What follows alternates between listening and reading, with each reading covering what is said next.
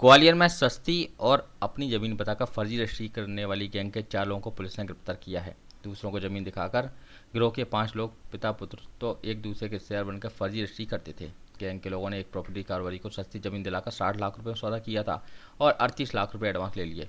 जब कारोबारी जमीन पर कब्जा करने पहुंचा तब जमीन का असली मालिक सामने आया। तब इस धोखाधड़ी का पता चला, जिसकी शिकायत प्रॉपर्टी कारोबारी ने थाने में की है।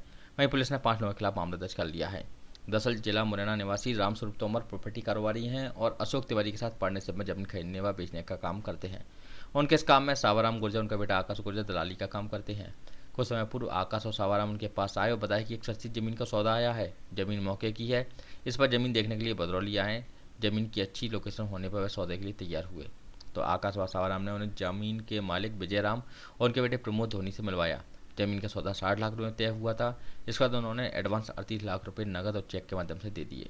रजिस्ट्री के बाद जब वह जमीन पर कब्जा लेने पहुंचे तभी 2 युवक आए और बताया कि यह जमीन तो उनकी है। और जब उन्होंने रजिस्ट्री कराने की बात कही तो युवकों ने बताया कि इस जमीन के मालिक विजयराम और प्रमोद हैं।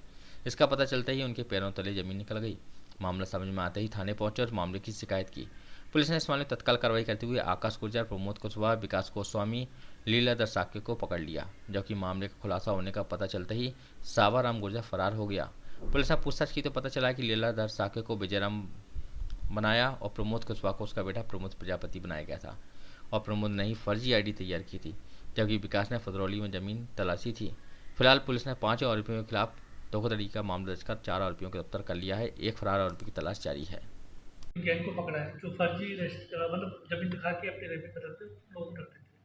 हाँ, ये अभी कुछ दिन पहले जन सुनवाई में हमारे सामने एक मामला आया था कि कुछ 4-5 लोगों का गिरोह है, जो किसी और की ज़मीन को अपनी ज़मीन बता के मतलब फ़र्ज़ी ज़मीन मालिक बन के उसका जो रजिस्ट्री है, किसी तीसरे व्यक्ति को कर देते हैं। तो इसी तरीके का जो फरियादी था, उसको लगभग 60 लाख की ज़मीन का खरीद-फ़रोख्त इस मैटर में हुई थी, जिसमें 5 लोगों को टोटल आरोपी बनाया है, जो आपस में ही ज़मीन के मालिक बन जाते थे और कोई चाचा, कोई ताऊ और इसी तरह विटनेस भी उन्हीं में से अपने होते थे।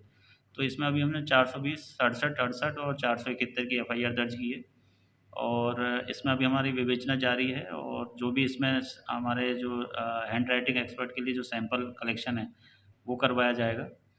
और आप लोगों के माध्यम से भी मैं ये मैसेज छोड़ना चाहता हूँ कि कभी भी ग्वालियर चंबल संभाग में थोड़ा ज़मीन की धोखाधड़ी के मामले काफ़ी ज़्यादा मामले आते रहते हैं। तो आप जब भी कभी भी कोई ज़मीन की खरीदारी करें, किसी प्रॉपर्टी की खरीदारी करें, तो उसमें कम से कम पहले राजस्व विभाग से उस ज़मीन के बारे में, उसके असली मालिक के बारे में जानकारी एकत्रित कर लें, ताकि आपको इस तरीके के फ्रॉड से आप बच सकें। फिर कुल कितने अपराधी इसमें कुछ अपराधी पकड़े गए?